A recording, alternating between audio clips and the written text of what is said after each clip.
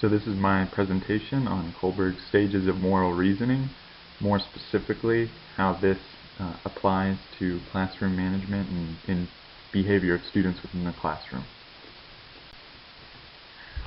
So before we get going on KOHLBerG's moral stages, it's important to understand the precursors, or where his theory of moral stages comes from. Before him were Dewey and Piaget, who stated that there are basically three stages of moral development. First, you have the pre-moral, or the pre-conventional stage, and this is basically where there's no sense of obligation to any sort of rule. And then you have the heteronomous, or the conventional stage, and this is where you have basically a sense of obligation to the rules based off of those in authority, or those in power, and you obey these rules simply because you're afraid of the consequences otherwise. And then the last stage is the autonomous stage, and in this stage you basically you obey rules not necessarily because you're afraid of the consequences of those in power, but because you want reciprocity from behaving a certain set of rules. So the idea here is, if I don't go into your house and steal all your stuff, then you won't go into my house and steal all my stuff. Okay, so just, based off of that reciprocity. Okay. So then we have KOHLBerG's 6 levels of moral reasoning. Now, it's important to notice here that I have it in 3 stages. Now, our book labels it in 3 stages, but most of the sources I found actually state it as being 6 levels of moral reasoning. And then these 6 levels can be broken down into 3 stages. Okay. The first stage it consists of avoidance of consequences in pursuit of reward. So this is kind of like the conventional or the heteronomous stage mentioned earlier. And this also includes the pursuit of reward. Now, stage 2 consists of pleasing others, or being seen as pleasing in the eyes of others, and also the avoidance of rule breaking. Okay? And then stage 3 is showing empathy towards others, and the last level within stage 3 is just behaving according to a personal code of behavior. So, doing something simply because you think it is right. Okay. So, stage 1 of KOHLBerG's moral reasoning, as already mentioned, includes avoidance of consequences and the pursuit of reward. So this is basically, in a classroom, what this looks like is the teacher will often say, if you're disruptive in class, you will be sent outside or to the principal's office, or I'm going to call your parents, or whatever punishment gets the child to quit being disruptive. Similarly, they say if you focus now and you work hard, you'll get good grades, and you'll get a good job and a car and everything else that may or may not be appealing to a high schooler. Now, these are both effective most of the time, but the real area in which both of these lack is that we don't really want our students to enter the world simply behaving because if they do bad, then they'll be punished for it, and if they do good, they'll get rewards for it. We want people to behave a certain way, even without the fear of having these things being taken away, or the pursuit of a particular reward being given to them. We want them to do it for reasons outside of this. Okay? So stage 2 consists of pleasing others and avoidance of rule breaking. So for pleasing others, this is basically, you look to do good because you want others to see you as great. Okay, you really, for people at this stage of moral reasoning, they're really concerned about other people's perceptions of them, and then so long as they please others, They're good. Okay. Now there is a problem with this, and that is uh, oftentimes, uh, you know, if you're only looking to please others, then, or be seen as good in the eyes of others, you can sometimes be seen as good in the eyes of others, but not really be doing good, especially under scenarios, where heavy child peer pressure is involved. Okay, so I mean, this is not, this should not be the end game of moral reasoning. Okay. Now I have a little picture there that illustrates a particular example we see in young kids, where they come up to you and they show you what they've done. They show you their drawing or whatever it is that they're proud of, and they want you to see them as being great for having done this. Okay, so that little picture says, "Look, Mommy, I drew a sun." Well, of course, the mother in this picture isn't necessarily lavishing her with consequences, but yeah, you get the picture. Okay. So then we have the avoidance of rule breaking as the second part of this stage, and with this, you basically have kids that will learn to just to follow rules because they're rules, and they see rules as this sort of immovable object, in that it's, so long as they obey the rules, then they are in good shape. Now, there's a problem with this as well, and that is sometimes rules are not always just or good, and I think there are plenty of examples where we can agree upon this. Like like segregation in the United States, where that was a rule, that was law, but thankfully people decided to break those laws, fight to enact new laws and change them. We can't always just obey laws. Okay. So then we get to stage 3, and this is considered the highest level of Kohlberg's moral reasoning.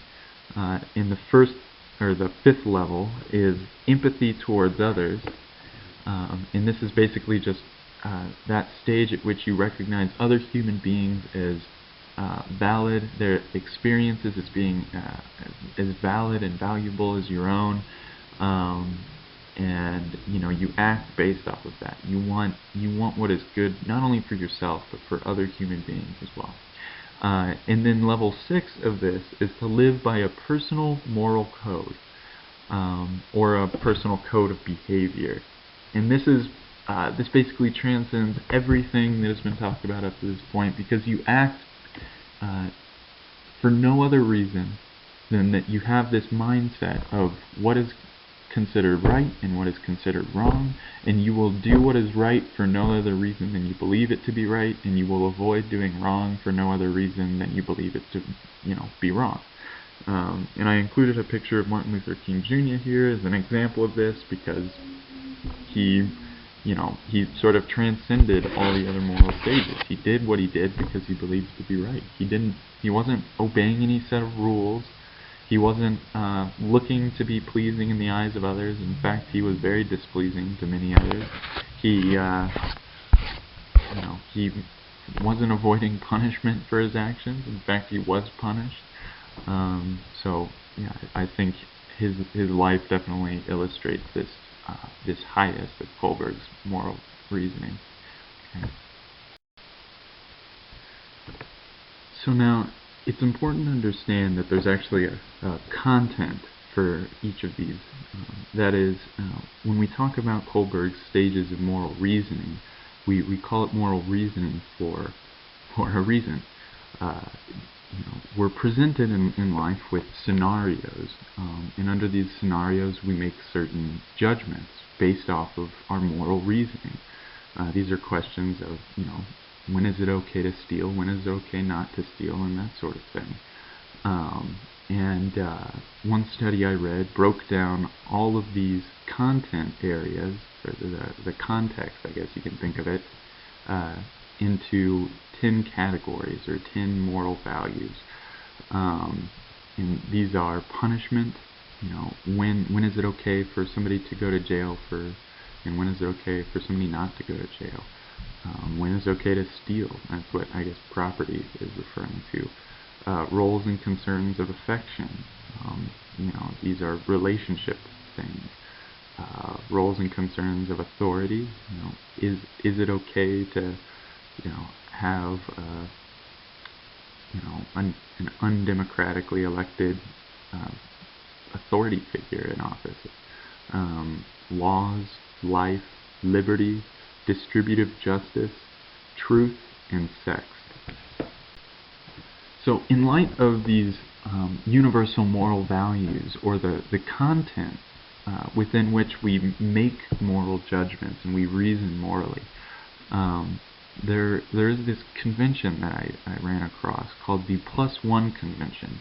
Now it's kind of reminiscent of Vygotsky's ZPD, in the sense that you determine what level the students are at, and then you add on to it. You push them up to a higher level in KOHLBerG's moral stages, and it's called the +1 convention.